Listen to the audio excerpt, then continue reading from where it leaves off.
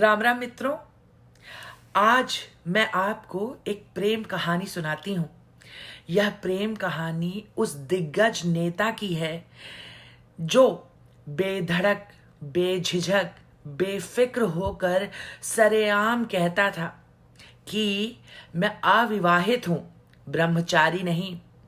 जी हाँ, ये कहानी है स्वर्गीय अटल बिहारी वाजपेयी जी की। 18 साल का नौजवान अटल, जिसका दिल अपनी सहपाठिका के लिए जोरों से धड़कता था। अटल बिहारी वाजपेयी जी अपने प्रेम संबंध के मामले में लकीर के फकीर नहीं थे। उनका रिश्ता उनके नाम के ही तरह अटल रहा, जो जवानी में शुरू हुआ और बुढ़ापे में परवान चढ़ा। उनका रिश्ता हमेशा सरेआम रहा, लेकिन बेनाम बेदाग रहा। मशहूर पत्रकार और लेखक किंगशुक नाग ने अपनी किताब Atal Bihari Vajpayee a man of all season के कुछ पन्नों को अटल बिहारी वाजपेयी के प्रेम संबंधों पर खर्च किए हैं। उन्होंने अपनी किताब में अटल जी की प्रेम कहानी को बाखूबी दर्शाया है, बताया है। यह कहानी है 40 के दशक की, जब 18 साल का अटल अपनी सहपाठिका राजकुमारी कौल को अपना दिल दे बैठता है।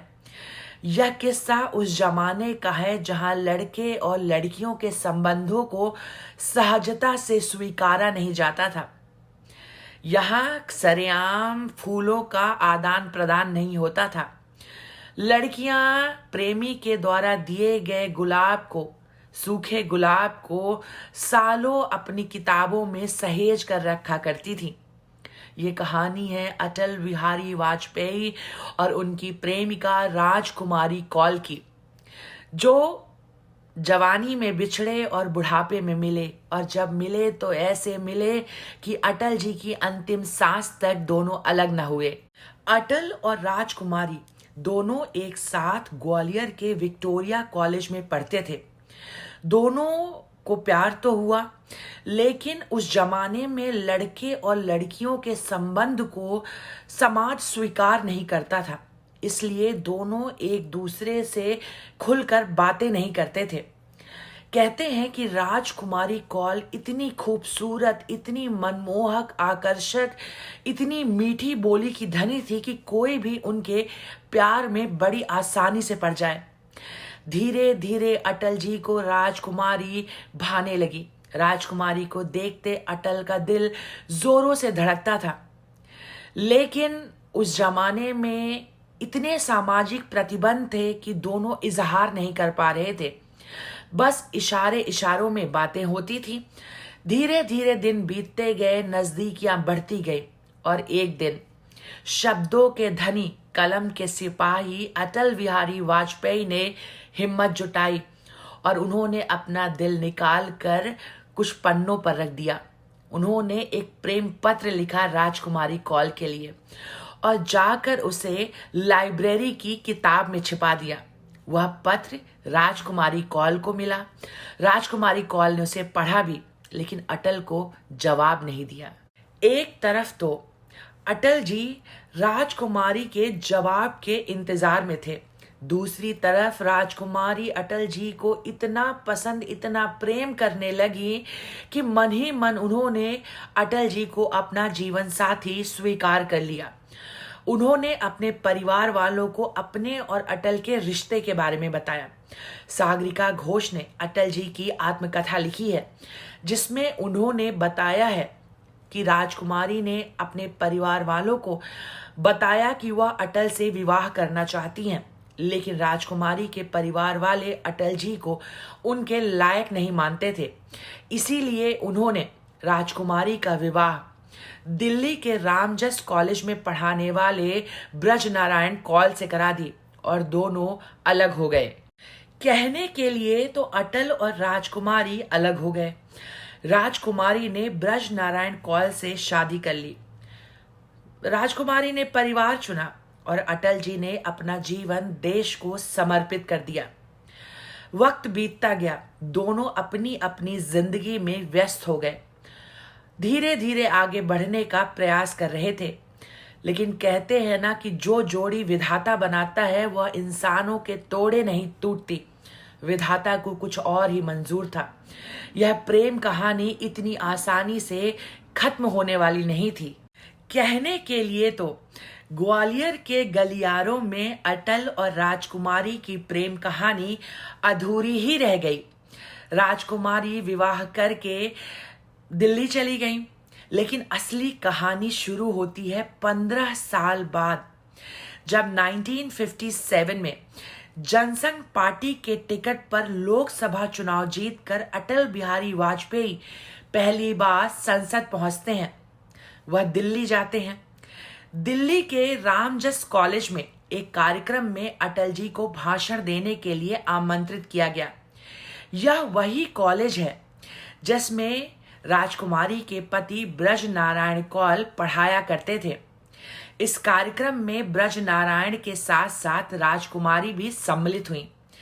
15 साल बाद अटल बिहारी वाजपेयी ने भाषण देने के दौरान राजकुमारी कौल को एक बार फिर से देखा और तेजी से दिल धड़का उनका, और यहीं असली कहानी शुरू होती है। अटल जी संसद पहुंच चुके थे। उनका नया पता, नया घर दिल्ली बन चुका था। चूंकि अटल जी भी दिल्ली में थे और राजकुमारी कौल भी दिल्ली में ही थी, तो धीरे धीरे उनके बीच मुलाकातें बढ़ती गई। समय बीतता गया। अटल जी ने राजकुमारी से पूछा कि तुमने मेरे द्वारा लिखे गए खत का जवाब क्यों नहीं दिया। तब राजकुमारी कौल ने उन्हें बताया कि उस खत का जवाब तो मैंने 15 साल पहले यानी उसी समय दे दिया था, लेकिन भाग्य को शायद हमारा साथ मंजूर नहीं था, इसीलिए वह खत आप तक पहुंच नहीं पाया। अटल जी अक्सर राजकुमारी कौल से मिलने उनके घर जाया करते थे, वो भी ब्रज नारायण कौल की उपस्थिति में। उनका रिश्ता इतना पवित्र था कि ना तो कभी ब्रज नारायण कौल या फिर किसी विपक्ष के नेता ने इस रिश्ते पर कभी उंगली उठाई या दाग या धब्बा लगाने का प्रयास किया। जब अटल जी प्रधानमंत्री बने तब उन्हें दिल्ली में एक बड़ा सरकारी बंगला मिला। तब राजकुमारी कौल अपनी बेटी और अपने पति के साथ अटल जी के साथ उसी घर में शिफ्ट हो गई। इनका रिश्ता इतना पवित्र था, आपसी समझ इतनी तगड़ी थी कि राजकुमारी कौल के पति ब्रजनारायण कौल को भी अटल और राजकुमारी कौल के आपसी प्रेम संबंध से कोई आपत्ति नहीं थी। पवित्रता ही मायने रखती थी। इनके अपने अपने शयन कक्ष हुआ करते थे। अटल जी का रिश्ता बेनाम था लेकिन बेदाग था। कभी किसी विपक्ष के नेता ने अटल बिहारी वाजपेयी और राजकुमारी कौल के रिश्ते पर कीचड़ नहीं उछाला, जबकि अटल बिहारी वाजपेयी और राजकुमारी कौल दोनों ही डंके की चोट पर सरेआम अपना रिश्ता स्वीकार करते थे।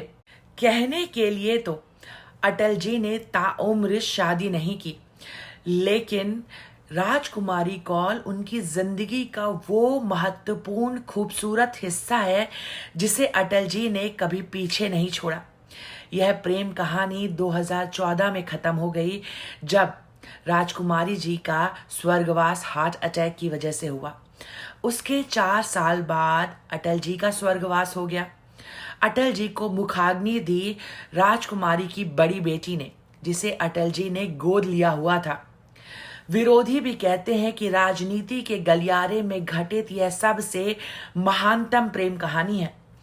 अटल और राजकुमारी की प्रेम कहानी यह सिद्ध करती है कि रिश्तों का नाम जरूरी नहीं है, रिश्ते का होना जरूरी है। जय श्री राम, जय हिंद।